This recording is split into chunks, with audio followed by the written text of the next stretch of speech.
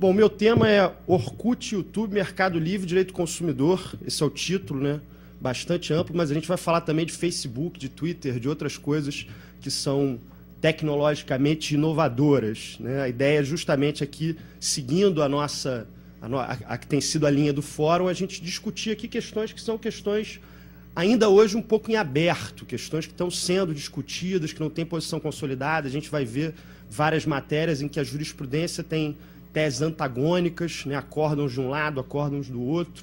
Então a gente vai ver algumas discussões importantes, né? A ideia é justamente suscitar aqui maiores debates em torno desses temas. Eu queria me permitir começar com uma reflexão um pouco mais geral sobre a questão da vulnerabilidade do consumidor, né? Isso foi um ponto muito debatido lá no Brasilcom, e todo mundo sabe que a defesa do consumidor presume a vulnerabilidade do consumidor nas relações de consumo pela própria posição que ele tem na relação de consumo. Mas há situações em que o consumidor se revela hipervulnerável, né? Já se usa esse termo hipervulnerabilidade, algumas espécies de relações de consumo em que o consumidor está totalmente desprovido de informação, totalmente desprovido de conhecimento técnico e está realmente nas mãos do fornecedor, né? Então são casos assim, por exemplo, que envolvem relações de consumo com serviços de saúde, em que o consumidor é uma pessoa debilitada em termos de saúde naquele momento, está fisicamente debilitada, ou situações que envolvem, por exemplo, turismo, né? O turista é um consumidor extremamente vulnerável, né? Você está num outro país, falando uma outra língua, com poucas informações, você se sente totalmente vulnerável, né? Quando está num país estrangeiro, né? Transporte aéreo foi um tema muito discutido lá. Isso aí é uma foto da nuvem vulcânica da Islândia, que vocês devem ter visto nos jornais. Fechou o espaço aéreo europeu algumas semanas atrás e já chegam muitas pessoas de lá, né? Muitas pessoas que fizeram a viagem naquele momento já voltaram ao Brasil reclamando não só que os voos foram cancelados para outras partes da Europa, isso é normal e tal, porque tinha nuvem e não podiam voar mesmo, mas sobretudo a falta de informação.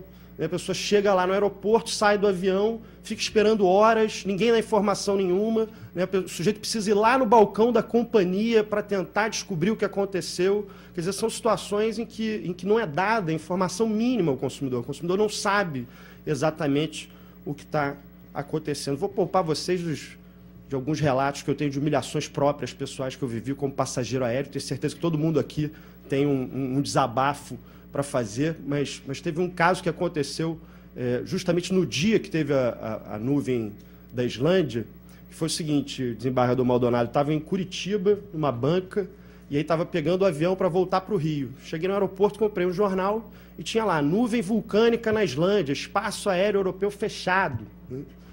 E eu falei, nossa, que horror e tal. Então eu fui me dirigindo para a sala de embarque. Quando eu entro na sala de embarque do aeroporto de Curitiba, tem o número do meu voo escrito do lado assim: atraso meteoro. E eu olhei aquele troço, liguei as coisas, eu falei, bom, nuvem, vulcão na Europa, meteoro no Brasil. Eu falei, apocalipse, é o fim do mundo, né? Está acabando tudo. Corri para o balcão da companhia aérea e a moça me explicou, com muita tranquilidade, que eles colocam atraso meteoro porque não cabe atraso meteorológico. Então eles põem atraso meteoro.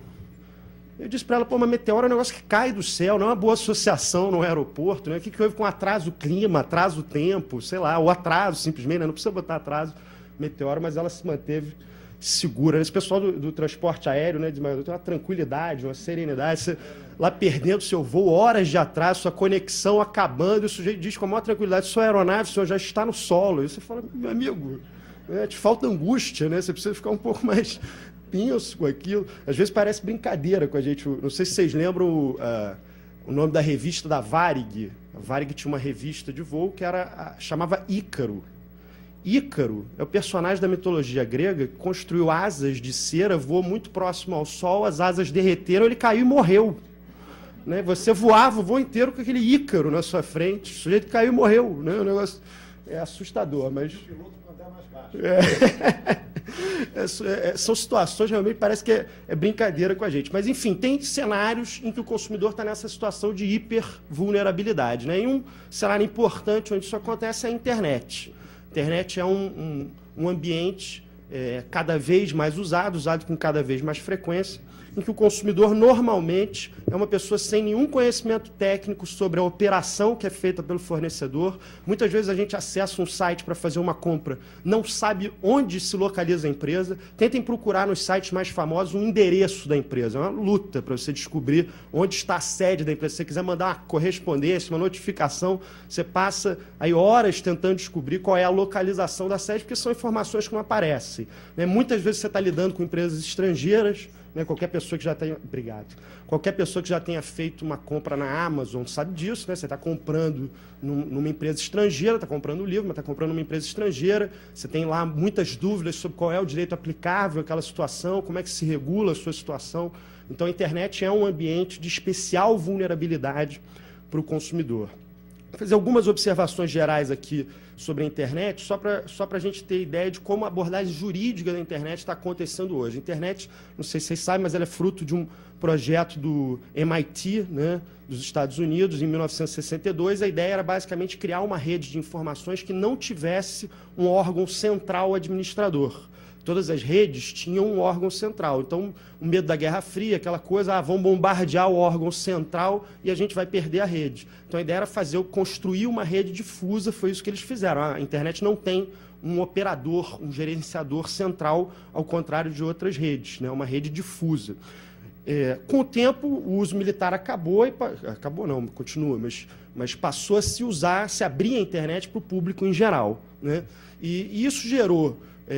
claro, muitos benefícios para todo mundo, mas dentro dessa história, por força dessa origem, né, muito da abordagem jurídica da internet hoje é feita por pessoas convencidas de que a internet tem que ser um espaço de liberdade, um espaço transnacional, um espaço sem regulação nenhuma, sem regras impostas pelo Estado. Então, ela surge assim como um ambiente, digamos assim, de extremado liberalismo. Vamos deixar as pessoas se autorregularem aí, vamos deixar as pessoas fazerem o que elas quiserem, agirem da maneira que bem entenderem, né? A gente não tem regras para a internet criadas por cada Estado. Alguns Estados desenvolveram algumas coisas, Estados Unidos e tal, parará. O Brasil é muito pouco, né? Construiu muito pouco em termos de disciplina jurídica da internet, mas isso se deve justamente a uma resistência cultural, que é essa. As pessoas imaginam a internet como um ambiente que não deve estar sujeito a regras, um ambiente que não deve ser apropriado pelo Estado, por cada Estado nacional, um ambiente que deve ser livre por definição, né? Não sei se vocês vão lembrar, a gente vai falar desse assunto mais para frente, mas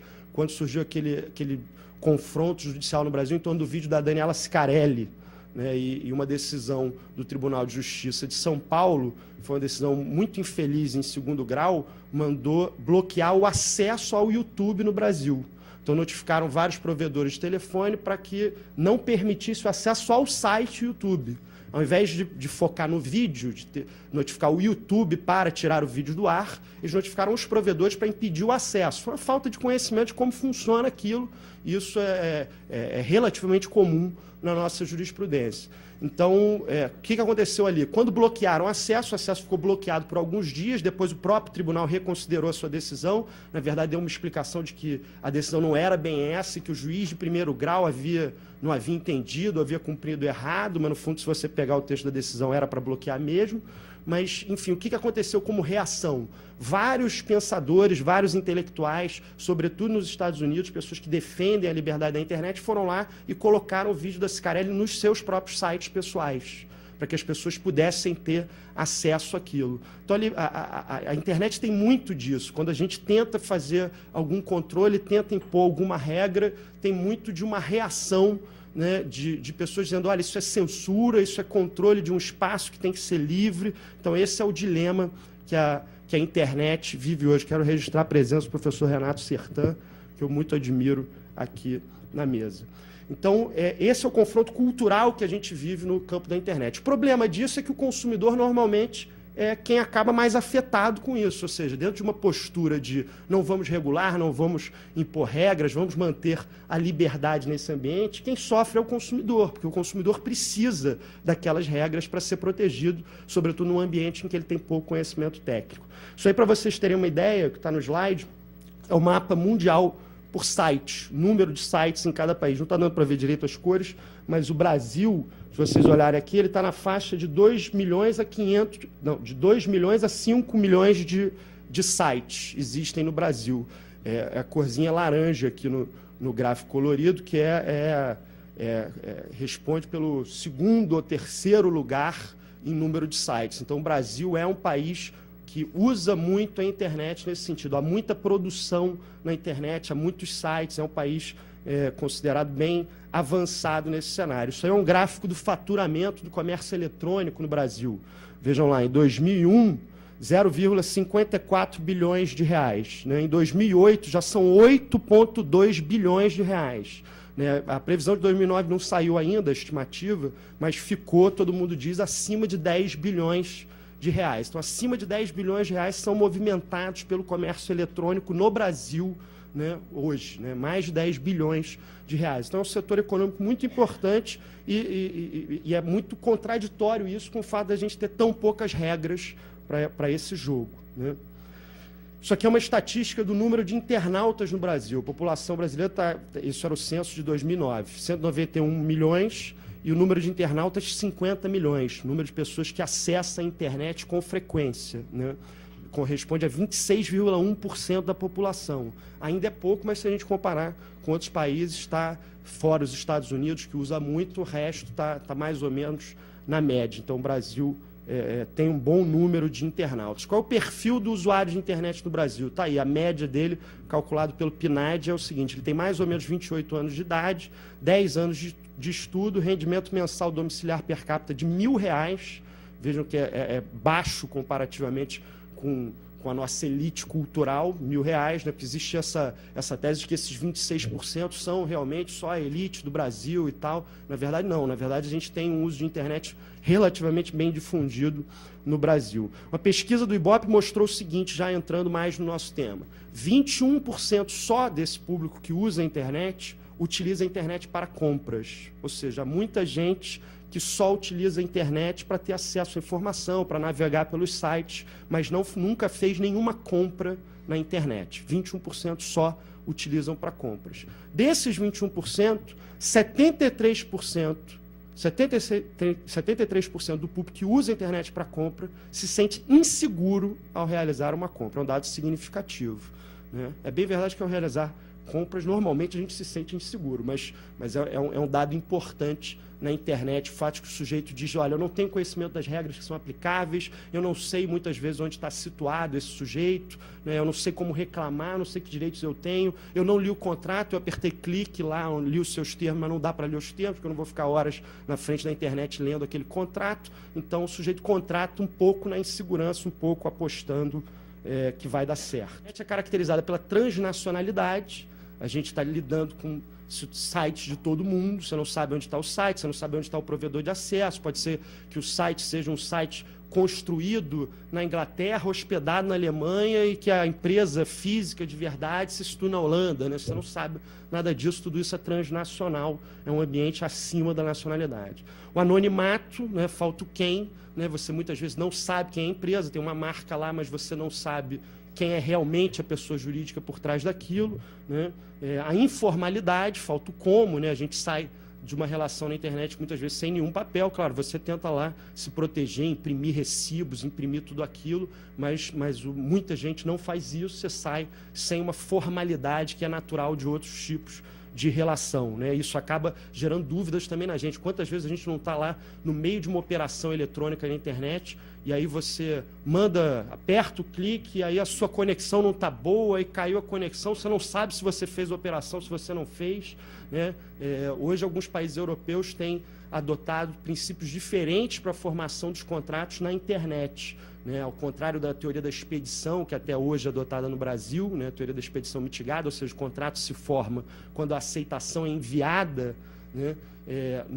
Na Europa já se tem adotado para o comércio eletrônico a ideia de que o contrato só se forma quando o proponente recebe a aceitação e emite uma confirmação de que recebeu a aceitação. Por isso vocês veem muitos sites mandam e-mails de volta para vocês quando vocês concluem a operação.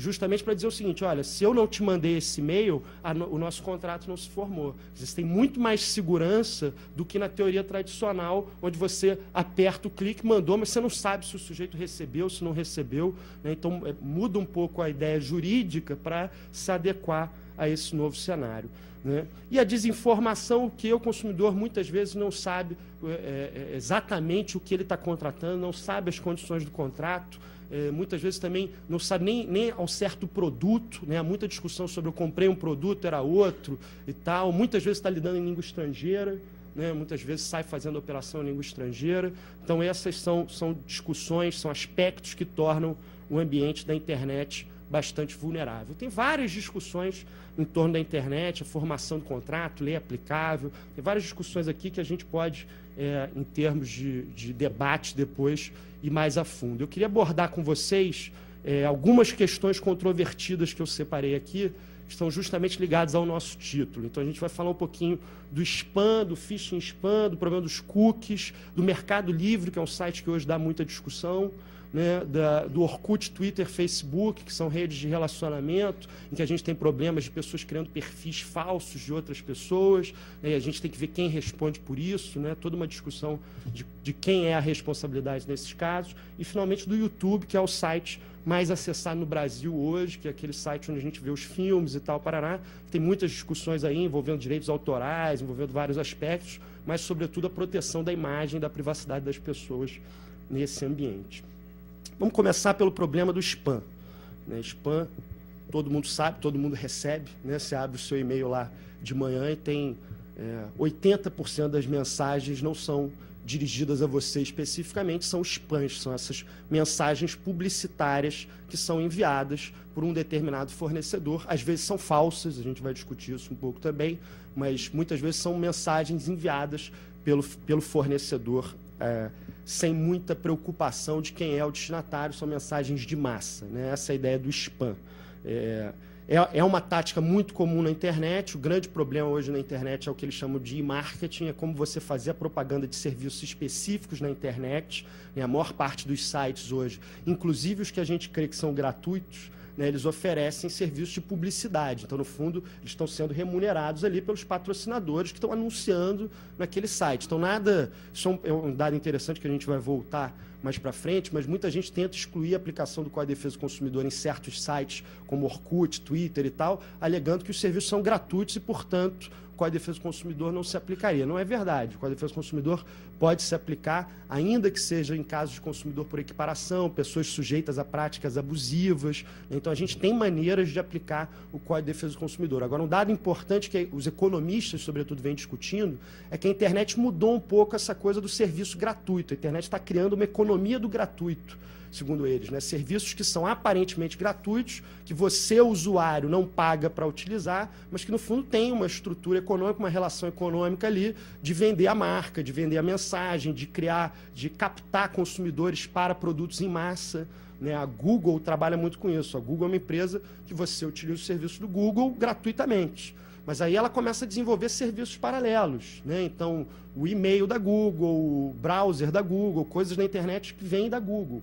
Então, no fundo, isso tem uma vantagem enorme para o consumidor, que é cativar o cliente. Então, você tem uma primeira fase em que se cativa o cliente, atrai todo mundo para utilizar aquilo, e depois você vai cobrando gradativamente por certos serviços que você vai oferecendo, né? Então, alguns ainda hoje são gratuitos, ninguém sabe o que vai acontecer amanhã, se vai continuar sendo gratuito, se não vai, né? Mas você tem essa captação do público consumidor, que é algo que tem um valor econômico muito grande. Voltando aqui ao spam, a grande pergunta é, o spam é proibido? Pode-se usar spam? Pode o fornecedor sair enviando mensagens em massa para as pessoas, né?